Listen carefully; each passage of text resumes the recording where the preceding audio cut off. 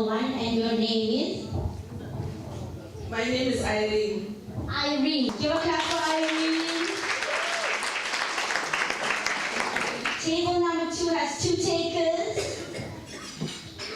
My name is Lillian. And she made known to me she's a golden girl and walking those 70s very well. Tanjani. Here we go. Rahima. My name is Momentous.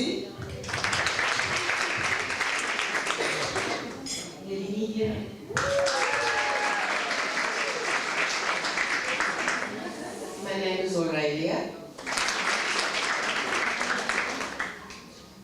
I'm in Afrika.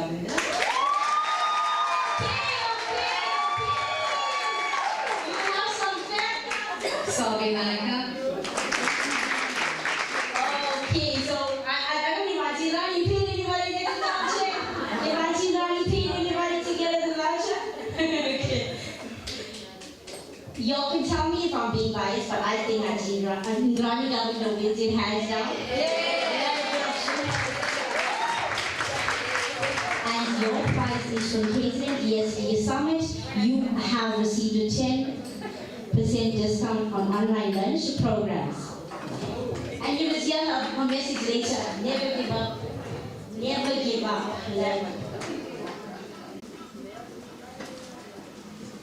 Thank you so much. Back to you, Princess. Thank you and congratulations to the winner. We are now entering our full speeches part of it, and can I please have Mrs. Ngoyi, who is the new member of the CA Women in Business, please, to give her speech, her empowering speech, and a round of applause for Ngoyi.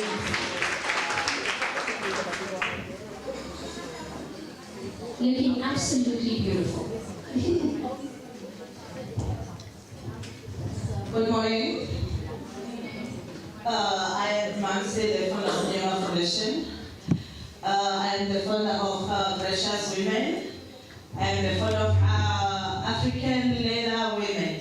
So it's empower about 3,000 women, all nationalities. So I gather everyone from each country, but all of us are in South Africa.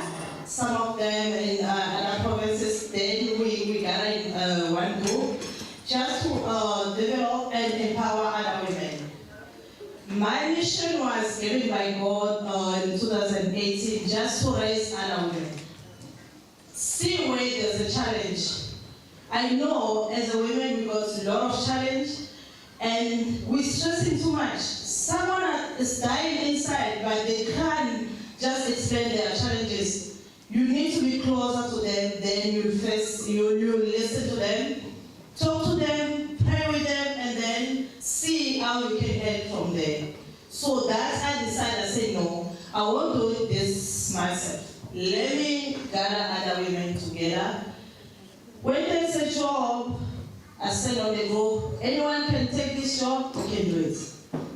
When there's someone who's sick, we can go and visit. When there's someone who's passed away, we put money together, 50 rand each. Then we're going to meet the family and assist them.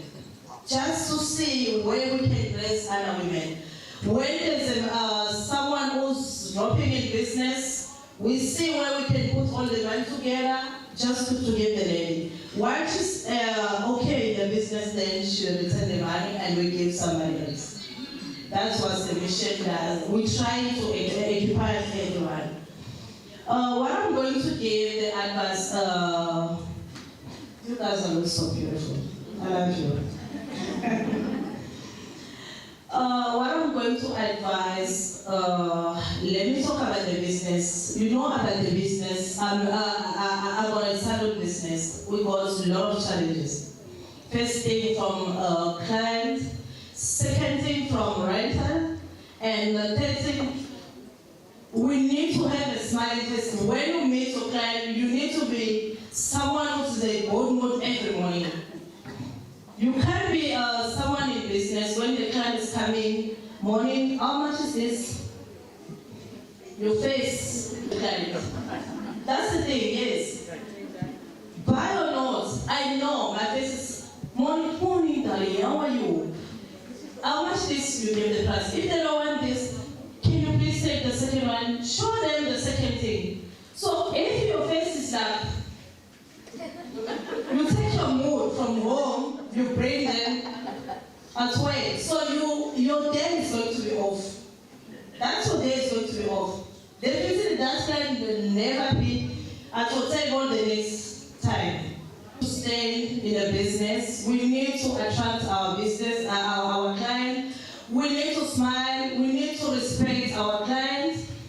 And the last thing I'm going to say, we need to network. As you know, somebody is like today, I see many faces. I don't know everyone. I know some of them, but I don't know everyone. Just go on the table, take the number, talk to them. Next time when you've got something to do, associate them with what you're doing. Then we're growing up, all of us are going together. We learn from each other. My God bless you. I love you.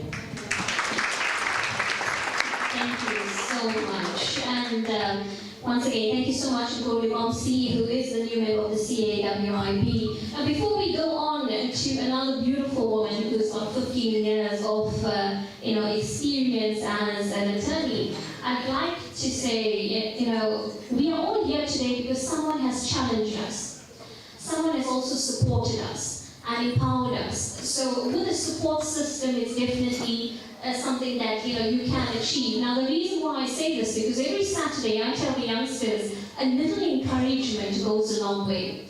It's so important to support each another, it's so important to each another. I'd like to just plant a seed in everyone's mind because I'm exposed to this for now past 1 year. And that is, there are so many youngsters that have no clue as to what they want to be in life. They don't know what the next day will hold. And I can just give you some of the examples. There are foundations that I've joined because in urban areas, not rural areas, urban areas, there are girls of different color that are staying at home for 5 to 7 days because they do not have and cannot afford sanitary pads. There are girls that are at home, and even boys that have a substance abuse, sexual abuse, and they don't know who to talk to. I've been to a school in Chatsworth called Lotus Primary School, and for them to talk about suicide was normal. We got about 4 or 5 this month, and it was normal for them to talk about it. Why don't you want to go home? No, mom and dad are addicts. They're leaving me with the relatives. Counselors are telling me these children are getting raped by their relatives. These are just some.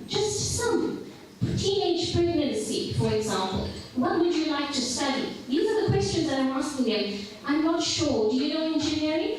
But what time? They don't know there's over 15 types of engineering. There's no guidance counselors in our public schools for our kids anymore. Now what I've done here is just scratch the surface of what I'm explaining to you, to what I'm being exposed to these youngsters. And I'd like a request on behalf of the youth of our communities is, while you are empowering each another, try to empower those that don't know what they want to be, and especially the young entrepreneurs. You all have made it of recent, but there are youngsters that are just coming out of school that maybe they're financially not fit to study, but they've got a trade, they've got a skill. Maybe they can learn, what their strength is, and maybe just get into an industry for that matter as an employee, as an entrepreneur. Let them know what the government, for example, offers as part of employment, because we are sitting with a very high unemployment rate for the youth. So just not to dampen the spirit, but this is the reality of our youth, of our communities, specifically in KZN. So with that being said, I will definitely share more about the youngsters, but we would like to call our next speaker, who's got over 15 years of experience, Anita D. Shetty, who is part of the attorneys Anita D. Shetty and Associate.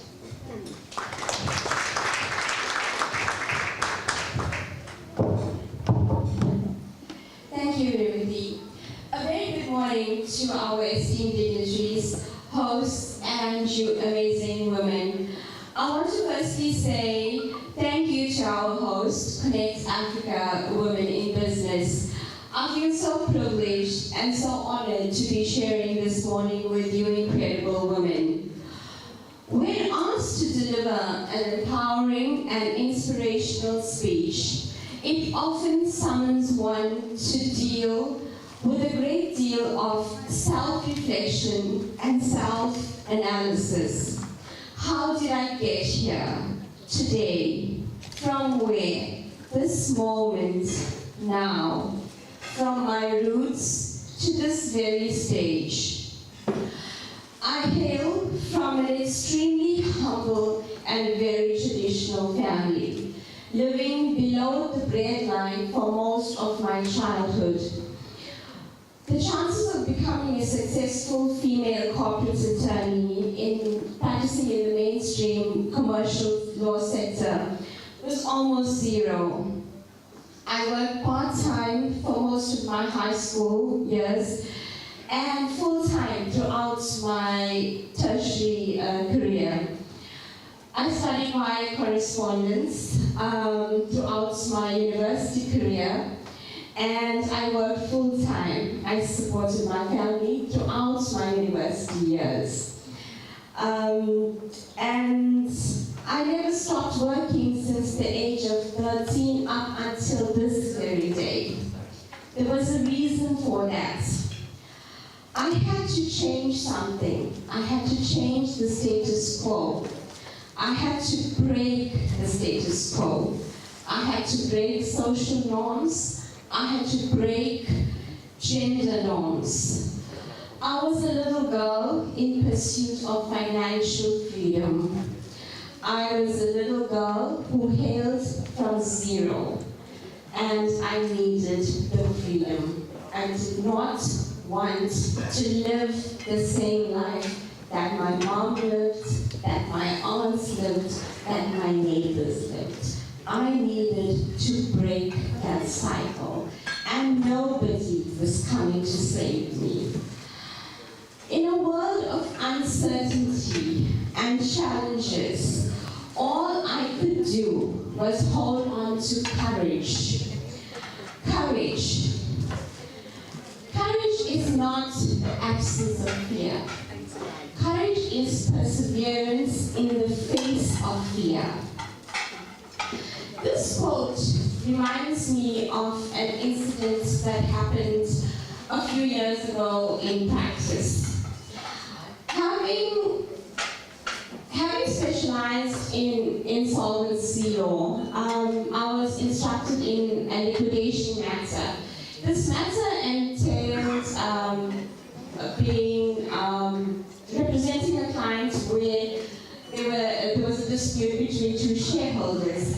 Now, I represented one shareholder, and the other shareholder was represented by an Afrikaner attorney based in Cape Town.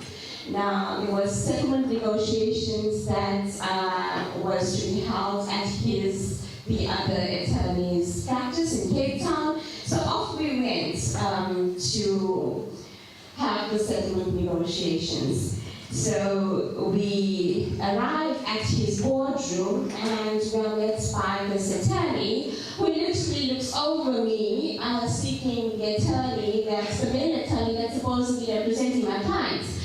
So he then learns that I'm representing my clients. So he then excuses himself and returns more than half an hour later. So we're waiting in this boardroom. And he returns half an hour later, and he's changed his attire. So he's now changed from his suit, and he's wearing a khaki hunter's waistcoat and hunter's boots.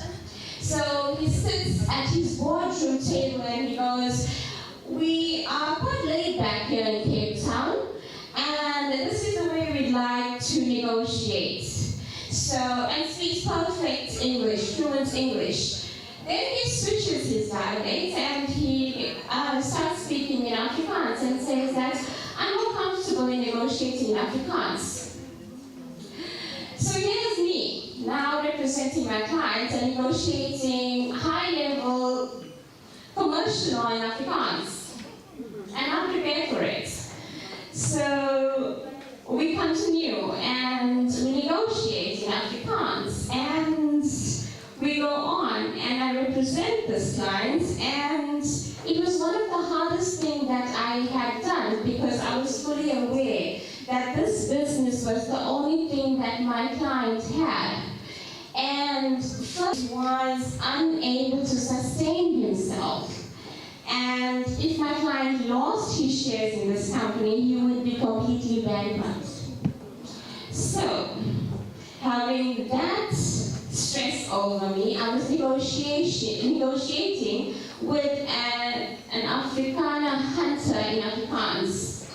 So, I can assure you, it was one of the hardest things that I did. And yes, in the face of fear. Fear, yes. Fear that I will fail.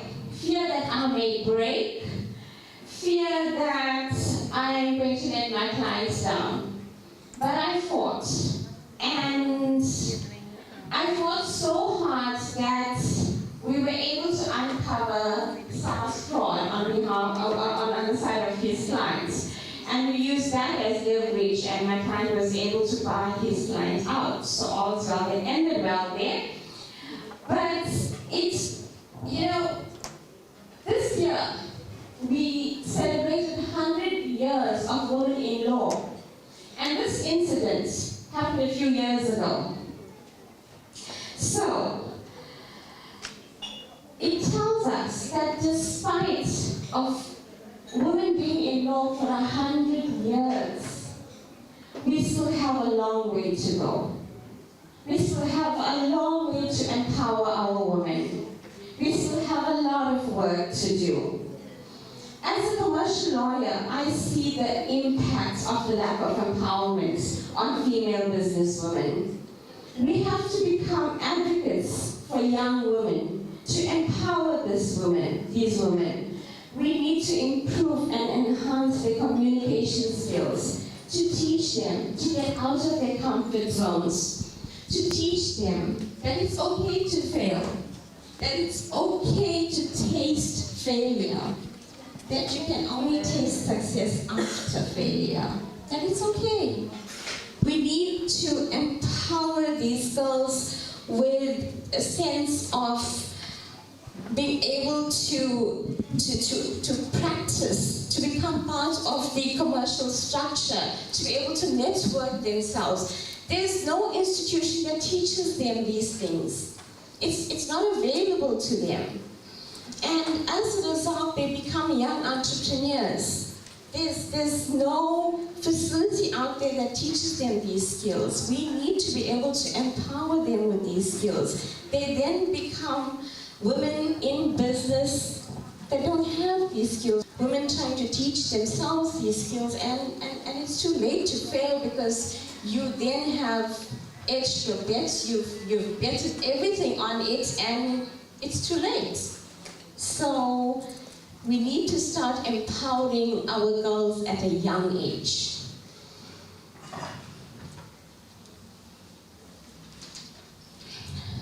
Back to my story, fast forward.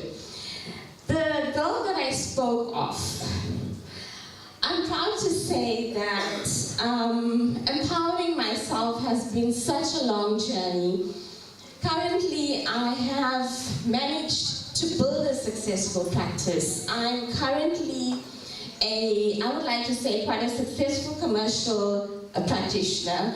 I have, we practice out of our own property in Lucia. We have built an extensive property portfolio.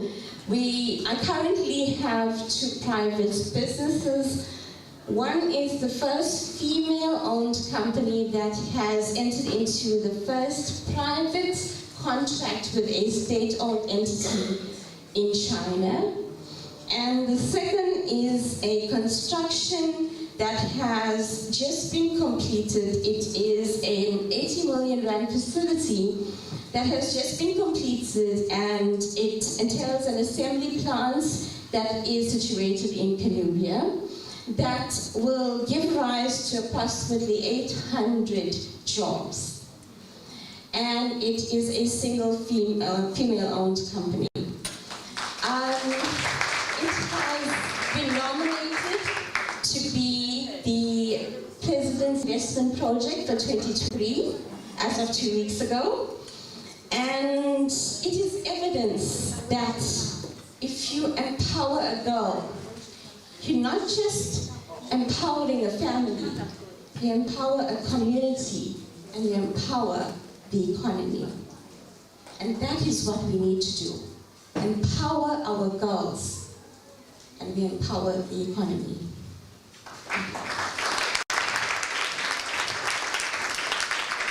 Thank you so much. That was quite a moving speech. But before we go on to our next speaker, and I was waiting aside, and before this I put on social media, and we got a Youth Out Loud network number, WhatsApp number. And a mum of a 6-year-old, one of my sisters, noticed all ladies have it shy, but I really promise you it will be sinful if I don't play it. But this is something for all of you who actually empower this little girl and so many little girls out there. Let's celebrate to raise awareness about the ongoing struggle against equality and stating all the who are making significant impact in community and beyond. It's a day to celebrate and recognize the achievements of women around the world. Happy Wednesday to all wonderful and strong women. You make the world such a great place to live. Thank you. And I was Priya, this message should say thank you. I will definitely let her know that I will share it with every single one. But it shows that we're busy trying to find a struggle of our own, challenges of our own, and make it in our little world. But we realize the impact it makes. Someone, some young girl, some very innocent girl is looking to you, someone saying, one day I'm going to be her. And one of those I can say, I'll speak at the opportunity of chatting this morning, and I say, one of the characteristics that caught my attention, every single one reflected to was humbleness. The role that she played, what she really was, just like everybody else, she was a mom, and then also she's a achiever. But also that's important to empower other women first and foremost. So could we please have the CEO of the urban chamber, Ms. Lee? Chief Administrator to Afrika KwaZulu-Natal amongst our lists. Thank you very much for joining us today on this presentation. And then, of course, the next team, thank you so much for inviting me to be part of this wonderful occasion. But most importantly, good morning to all of you beautiful ladies here. And of course, as well as, but it's about aspects. So good morning to all of you beautiful ladies. You look absolutely gorgeous. Please give yourselves a applause. It doesn't better the gentlemen that are here to join us, because I think what we're hearing today already is that we are a determined group of women, and we want to drive the change that I'm hoping that some of the things that I'm going to share with you guys today will definitely be the change that we'll be doing. So definitely before I start, I just mentioned to you this morning when I was at a theme of pink and white, I went through my entire wardrobe. And then of course came across outfits when I went to there's something wrong with God. So Premium, please do something wrong. Something wrong again. My clothes are shame. So I'm hoping that I was promoting entrepreneurship. Entrepreneurship is the heart of our economy. It's the heart of who's actually going to make sure that our economy grows. And when I have that course, it's also have to be my members. We always say that corporates, the most likely of models in the economy. Now, the people that we need to empower, that you as corporates need to empower, is the needs. Because these are the people that actually make sure that our economy grows. Now, I'm going to speak about 5 key challenges that affect the economy of our about. I think for me, the only people that can come out especially in business, and in the country is all unity here. So I'll share the challenges that I hope that will motivate you to get these industries and say, make time that you and I entrepreneurs, and always opportunity that you get, and hopefully you actually look into it. So the first one is water. We know that the problem which really needs to be addressed. The institution, and we know but we are an institution obviously. We know that a lot of people in Texas invite for companies without because some power station or something wrong with some of their cables. So those are very important areas. And then, of course, the fourth one being a port city, logistics plays a very important key component of our economy here in so the planes, the roads, all the infrastructures, all the program, which will create a little bit on will create a lot of people and hoping that a lot of entrepreneurs will be able to get opportunity and doing by transit. Morning that with the various engagements we've had with the various stakeholders, from the president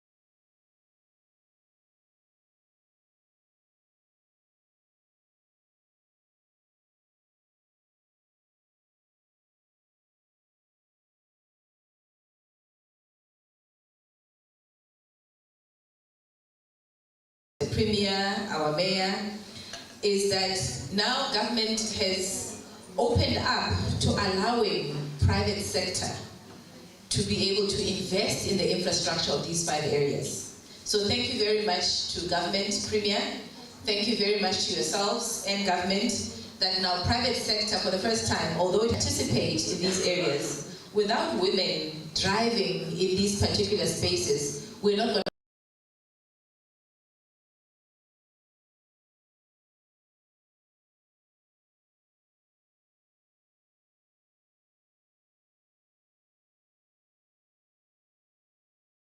to win. We know what has been happening. So I really want to encourage you as entrepreneurs to make sure that we make this area work for us.